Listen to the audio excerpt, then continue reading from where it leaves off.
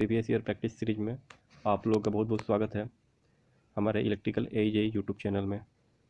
यहाँ पे assistant engineer और जूनियर इंजीनियर के लिए जितने भी एग्ज़ाम होते हैं इंडिया में टेक्निकल, उसके सारे प्रीवियस ईयर क्वेश्चन का प्रैक्टिस कराया जाएगा।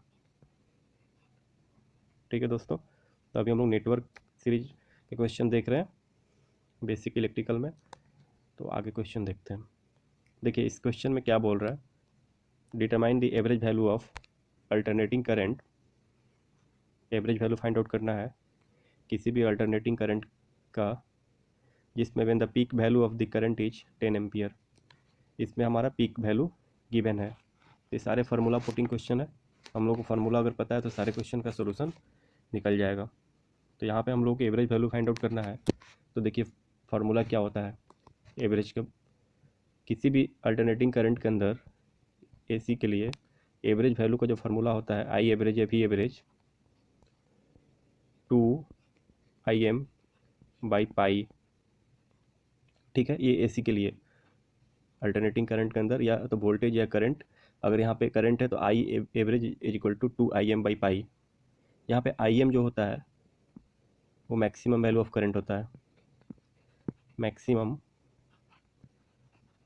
Value of current. ठीक है दोस्तों, और पाई भी कांस्टेंट, 2 भी कांस्टेंट। ठीक है, तो यहाँ पे हमारा गिवन क्या है, पिक वैल्यू गिवन है, यानी कि पिक वैल्यू या मैक्सिमम वैल्यू सेम ही होता है। IM का वैल्यू हमको गिवन है, फाइंड आउट क्या करना है आई एवरेज। तो फॉर्मूला में पुट कर देंगे, देखिए कैसे होगा। आई एवरेज का फॉर्मूला था ना 2IM, 2 इंटू IM का वैल्यू क्या दिया हुआ है 10। ठीक है, बाई पाई। ठीक है, यानी कि इसका आंसर हो जाएगा 6.37 जो कि ऑप्शन सी में है। ठीक है, यानी कि ऑप्शन सी हमारा सही होगा। अब देखिए यहाँ पे जैसे एक एग्जांपल के तौर पे देखते हैं, कोई भी AC वैल्यू गिवन है हमारा I of T, IM, formula कुछ देख लेते हैं, साइन ओमेगा टी गिवन है। ठीक है, अगर यहाँ पे IRMS पूछे, RMS वैल्यू ऑफ करंट पूछे, तो फार्मूला क्या हो जाएगा हमारा IM डिवाइडेड बाई √2। ठीक है, एक फार्मूला ये इंपॉर्टेंट हो गया हमारे लिए। फिर एक फार्मूला होता है हमारा आई एवरेज, यानी कि अभी जो हम लोग फाइंड आउट किए जिससे 2IM by divided by pi. ठीक है, यहाँ पे एक चीज़ देखिए, जो ये IM है ये मैक्सिमम वैल्यू ऑफ करंट होता है, या इसको पीक वैल्यू भी बोलते हैं। ठीक है, IT जो है हमारा इंस्टेंटेनियस वैल्यू ऑफ करंट, यानी कि टी के किसी भी इंस्टेंट पे हम लोग फाइंड आउट कर सकते हैं यहाँ ओमेगा टी में पुट करके। ठीक है, अब पूछता है ये देख इसमें कि IRMS कैसे निकलेगा, यानी कि मैक्सिमम वैल्यू जो है इसमें डिवाइड बाई √2 करेंगे तो हमारा RMS का वैल्यू फाइंड आउट हो जाएगा। आई एवरेज कैसे निकलता है, 2IM बाई पाई करेंगे तो हमारा IRMS फाइंड आउट हो जाएगा। अब देखिए ग्राफ में थोड़ा देख लेते हैं, सब क्लियर हो जाएगा। जैसे हमारा साइन का ग्राफ ऐसे दिया हुआ है, I ऑफ टी का ये ग्राफ है। ठीक है, ये हमारा जो होता है I ऑफ M होता है मैक्सिमम वैल्यू या पिक वैल्यू होता है। ठीक है, ये हमारा T होता है, ये I ऑफ टी जो कि हमारा गिवन कितना था IM साइन ओमेगा टी। ठीक है, यानी कि ये पिक वैल्यू और मैक्सिमम वैल्यू, यहाँ से हम लोग RMS और एवरेज दोनों का वैल्यू फाइंड आउट कर सकते हैं। देखिए तो इसमें हमारा C ऑप्शन सही हो गया।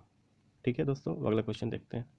इस क्वेश्चन में देखिए क्या बोल रहा है, इसमें what will the value of average power if sinusoidal voltage applied across a series RC circuit, voltage given है 20 sine omega t volt and current flowing the circuit is 10 sine omega t plus 60 ampere. अब इसमें बोल रहा है average power निकालने के लिए। अब देखिए एवरेज पावर का क्या फार्मूला होता है, पावर का जो फार्मूला होता है P एवरेज VRMS।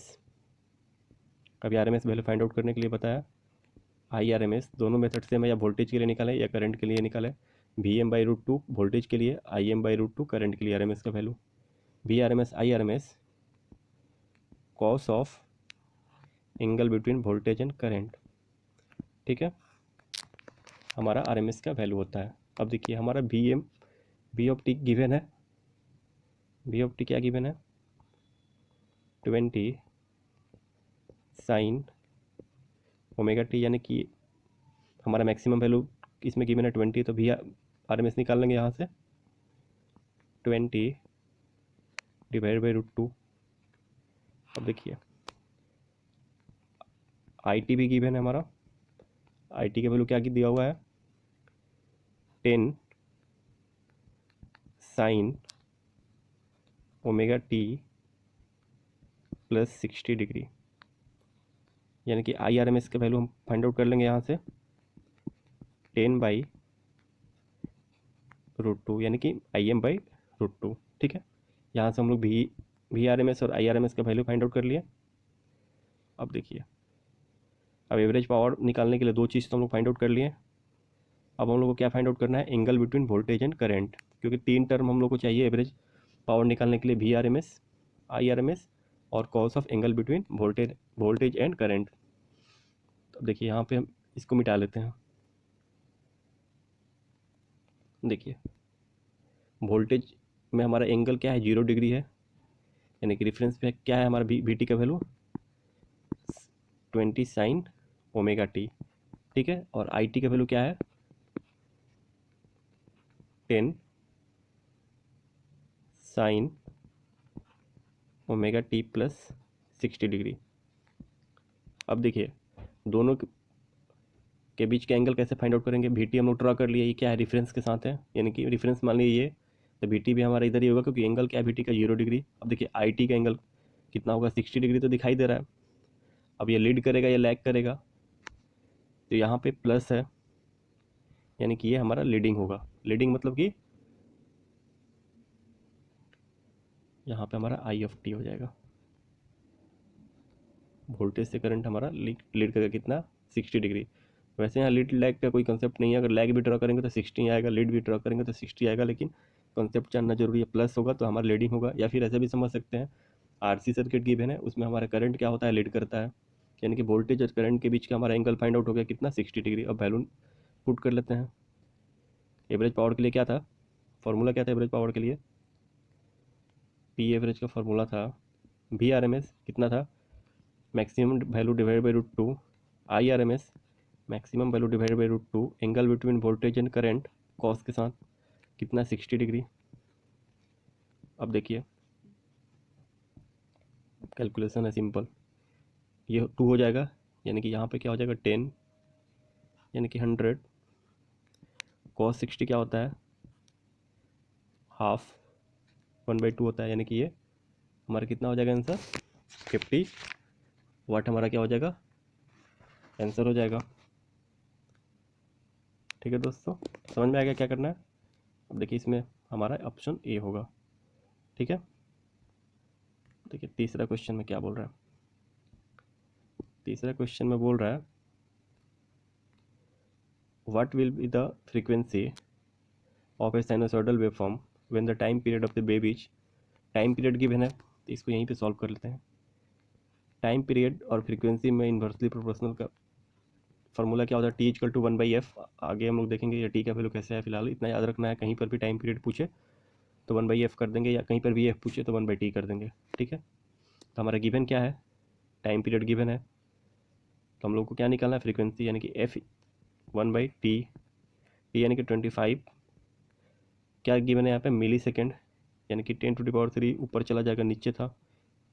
अब क्या हो जाएगा यहाँ पे हमारा 40 जो है वो आंसर हो जाएगा। ठीक है, ऑप्शन ए। अगला क्वेश्चन देखिए, इसमें क्या बोल रहा है, determine the value of phase current for a balance delta connected system when the value of line current, ये एज नहीं होगा, लाइन करंट होगा सिर्फ, वैल्यू ऑफ लाइन करंट कितना गिवन है, 8.7 एम्पियर। ठीक है, अब देखिए स्टार और डेल्टा जो है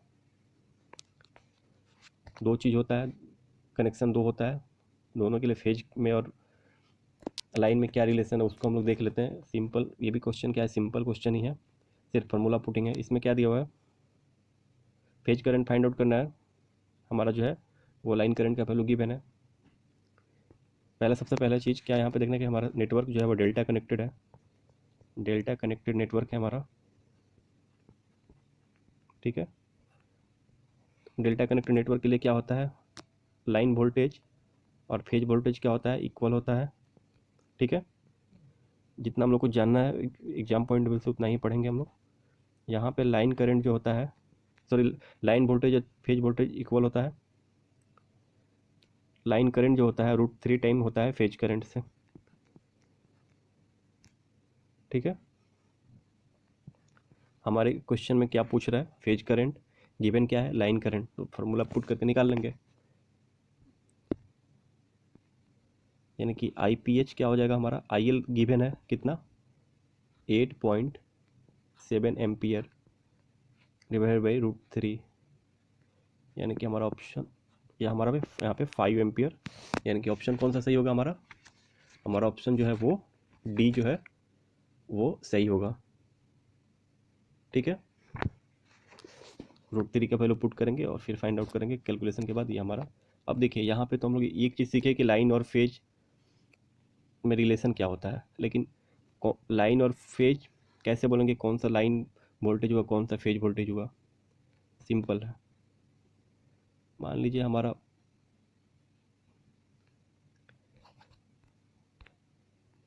कंडक्टर गिवन है, जैसे फेज गिवन है RYB। ठीक है, अभी हम लोग सीक्वेंस नहीं ले रहे हैं, सिंपल 3 फेज ले लिए, हमारा जो 3 फेज होता है सिस्टम RYB ले लिए। यहाँ पॉजिटिव नेगेटिव कोई सीक्वेंस का ये नहीं है, और एक न्यूट्रल भी होता है हमारा। ठीक है, अगर एक फेज जैसे R मान लीजिए यहाँ पे है R, और न्यूट्रल के बीच जो वोल्टेज लेते हैं उसको हम लोग फेज वोल्टेज बोलते हैं। ठीक है, और 2 फेज के बीच जो वोल्टेज होता है वो हमारा लाइन वोल्टेज होता है। यानी कि R और Y के बीच में हमारा क्या होगा, लाइन वोल्टेज आएगा। Y और B के बीच में क्या आएगा, हमारा लाइन वोल्टेज आएगा। R और B के बीच में क्या आएगा, हमारा लाइन वोल्टेज ही आएगा। अब यहाँ पे हम लोग तीनों लाइन वोल्टेज का हम लोग क्या सिर्फ समझ रहे हैं कि लाइन वोल्टेज होगा। फिलहाल हम लोग ये नहीं देख रहे हैं कि कहाँ पे हमारा फेज सीक्वेंस क्या होगा, कहाँ पे लीड करेगा कहाँ पे लैग करेगा, वो स्टार डेल्टा कनेक्शन पढ़ने पे पता चलेगा। फिलहाल इतना पता है कि 2 फेज के बीच में जो वोल्टेज होता है उसको लाइन वोल्टेज बोला जाता है। एक फेज और एक न्यूट्रल के बीच में जो वोल्टेज होता है उसको हम लोग फेज वोल्टेज बोलते हैं। ठीक है, इतना कॉन्सेप्ट याद रखना है। उसके बाद से फिर जो अभी बताया स्टार और डेल्टा के लिए उसको एक बार यहाँ पे मैं लिख दे रहा हूँ, दोनों इंपॉर्टेंट है, सारे एग्जाम में पूछता है स्टार कनेक्शन फिर डेल्टा कनेक्शन, क्योंकि सिर्फ इसमें हम लोग को फार्मूला पता होगा तो हमारा सब क्वेश्चन जो है नहीं छूटेगा। स्टार कनेक्शन, यहाँ पे डेल्टा कनेक्शन, नेटवर्क के लिए हम लोग जो फार्मूला है उसको लिख ले रहे हैं। देखिए स्टार में लाइन वोल्टेज जो होता है √3 टाइम होता है फेज वोल्टेज से। ठीक है, और लाइन करंट और फेज करंट का वैल्यू इसमें सेम होता है। और स्टार कनेक्टेड नेटवर्क देखने में कैसा होता है, इसमें न्यूट्रल पॉइंट होता है, ये हमारा न्यूट्रल पे है। ये RYB कुछ भी ले सकते हैं, 3 फेज या फिर 3 कंडक्टर जो भी है, ये हमारा RYB है, ऐसे कनेक्टेड है न्यूट्रल, ये हमारा न्यूट्रल पॉइंट है। ठीक है, अब डेल्टा में देखते हैं, लाइन वोल्टेज और फेज वोल्टेज क्या होता है, सेम होता है। ठीक है, line current √3 time phase current का होता है। नेटवर्क देख कनेक्शन कैसा होता है डेल्टा का, ये हमारा डेल्टा होता है, इसमें न्यूट्रल पॉइंट नहीं होता है। ठीक है दोस्तों, चलिए अब आगे देखते हैं। तो इसमें हमारा ऑप्शन डी सही हुआ।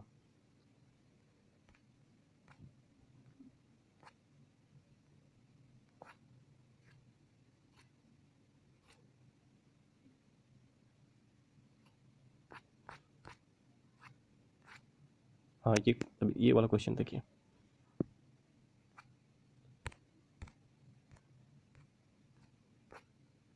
इसमें क्या बोल रहा है, ये भी इंपॉर्टेंट है, कंसेप्चुअल क्वेश्चन है।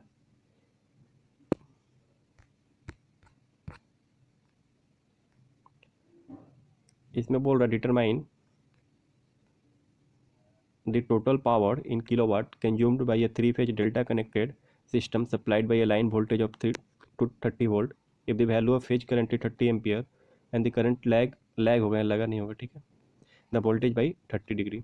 अब देखिए यहाँ पे क्या क्या गिवन है, यहाँ पे 3 चीज़ इंपॉर्टेंट है। पहला, कि गिवन क्या क्या है उसको लिख लेना है, और फिर देखना है कि हमारा जो कनेक्शन है वो स्टार में है कि डेल्टा में है। उसके बाद से सबसे बड़ा बात है कि यहाँ पे यूनिट देखना है, कि फाइंड आउट जो करना है वो वाट में नहीं करना है, किलो वाट में करना है। तो चलिए इसमें क्या क्या गिवन है उसको लिख लेते हैं सबसे पहले। तो हमारे ये कनेक्शन का नेटवर्क जो कनेक्टेड है वो डेल्टा में कनेक्टेड है, यानी कि डेल्टा कनेक्टेड है, ठीक है। लाइन वोल्टेज का वैल्यू गिवन है VL इक्वल टू 230 वोल्ट, ठीक है। उसके बाद से हमारा फेज करंट गिवन है 30 एम्पियर, और फिर गिवन है current lags by the voltage 30 degree, यानी कि वोल्टेज और करंट के बीच का एंगल दिया हुआ है थीटा या फाई जो भी ले लीजिए, वो हमारा 30 डिग्री गिवन है। अब देखिए पावर फाइंड आउट करना है, तो पावर का फॉर्मूला होता है सिंपल, थ्री फेज कनेक्शन है हमारा, थ्री फेज गिवन है, three phase delta connected system है, यानी कि 3 इंटू VPH वोल्टेज पर फेज, करंट पर फेज, और एंगल बिटवीन कॉस थीटा। अब देखिए ये भी एक फार्मूला होता है, डायरेक्ट हम लोग ऐसे भी निकालते हैं, या फिर एक फार्मूला होता है ऐसे भी लिखा हुआ, इसी को अगर चेंज करेंगे तो ये फार्मूला हमारा आ जाएगा √3 VL IL कॉस थीटा। अगर यहाँ पे हम लोग चेंज करेंगे इसमें, जैसे कि VPH को VL में करेंगे, IPH को IL में करेंगे, तो हमारा ये रिलेशन हो जाएगा √3 VL IL कॉस थीटा। अगर ये फार्मूला याद नहीं है तो सिंपल, थ्री फेज है तो three phase voltage phase current phase cos of angle between voltage and current, ये भी लिख करके हम लोग फाइंड आउट कर सकते हैं, सबसे ईजीएस्ट। अगर याद है तो ये सबसे बेहतर है, √3 VL IL कॉस थीटा। अब देखिए यहाँ पे हमारा गिवन क्या है, लाइन वोल्टेज गिवन है, डेल्टा कनेक्टेड नेटवर्क है, फेज करंट गिवन है, तो हम लोग यहाँ पे फार्मूला यूज कर लेंगे कौन सा,